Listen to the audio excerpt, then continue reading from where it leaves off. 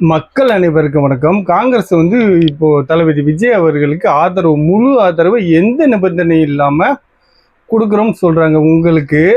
அப்போ எந்த அளவுக்கு உங்களுக்கு ஒரு ஆட்சி அதிகாரத்துல மேலதான் கண்ணா இருக்கோ உங்களுக்காக நம்ம தளபதி ஸ்டாலின் அவர்கள், நான் விஜய்க்கு எதிரானவன் கிடையாது, ஓகேவா? நீங்க செய்த துரோகத்தை நான் உங்களுக்கு சொல்றேன்.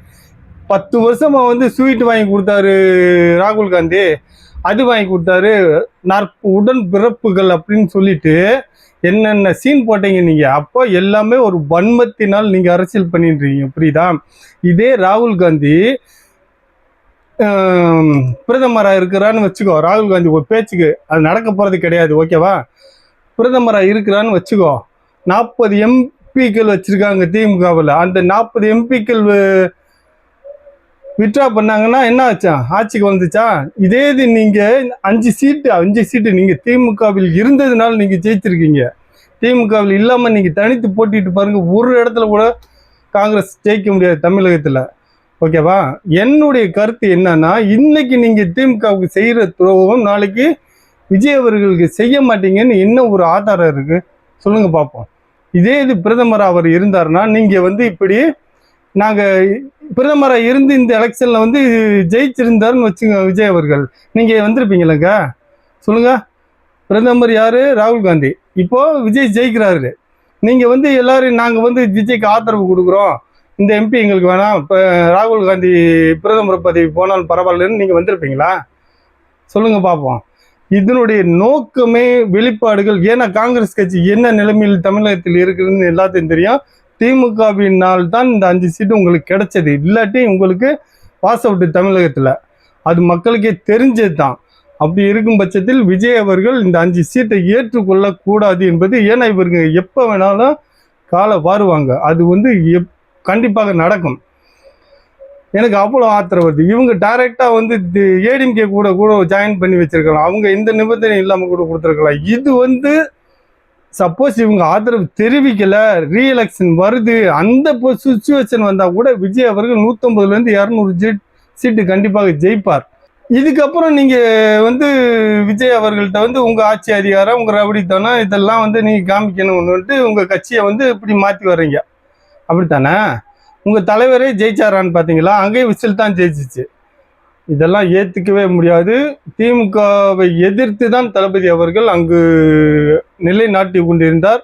திமுக கூட்டணி ஆட்சிகளை விஜய் அவர்கள் கண்டிப்பாக ஏற்றுக்கொள்ளக்கூடாது என்பது நிறைய பேர் கருத்தாக இருக்கிறது. ஏன்னா இவங்க இப்போ அவங்களுக்கு செய்கிற துரோகம் நம்மளுக்கு செய்ய மாட்டாங்கன்னு யாராச்சும் ஒரு உத்தரவாதம் தர முடியுமா? இப்போ இவங்க திமுகவுக்கு இந்த மாதிரி செய்யல, நாளைக்கு விஜய் அவர்களுக்கு ஒரு பிரச்சனை வருதுன்னா கலட்டி விட்டுட்டு போகத்தான் இவங்களுடைய எல்லா மைண்ட் செட்டும் இருக்கும்.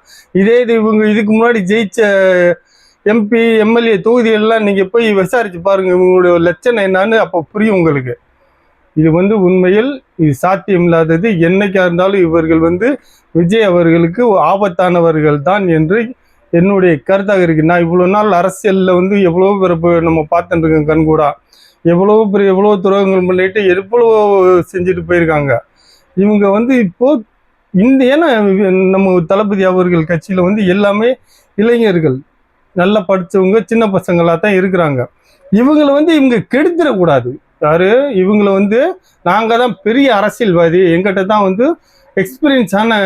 எக்ஸ்பீரியன்ஸுக்கு இதுக்கும் சம்பந்தமே கிடையாது, மக்களுக்கு நல்லது செய்யணும் என்று நினைப்பவர்கள் எல்லாருமே அரசியல்வாதிங்க தான். இப்போ எம்எல்ஏவாக ஓட்டு போட்டு தேர்ந்தெடுத்திருக்காங்க 108 பேரை. அப்போ மக்களினுடைய நம்பிக்கையை வாங்கி இருக்கிறார் தளபதி அவர்கள். அதை நீங்க கெடுத்து குட்டிச்சவராகிடக்கூடாது. அதுதான் என்னுடைய ஆதங்கமாக இருக்கிறது.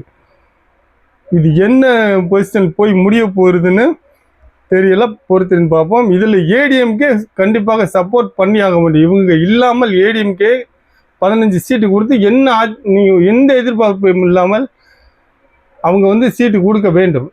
இவர் 5 வருஷம் ஆட்சி செய்ய வேண்டும். அதுக்கப்புறம் அவங்கவுங்க எப்படி சுச்சுவேஷன் அப்படி பார்த்துட்டு போங்க.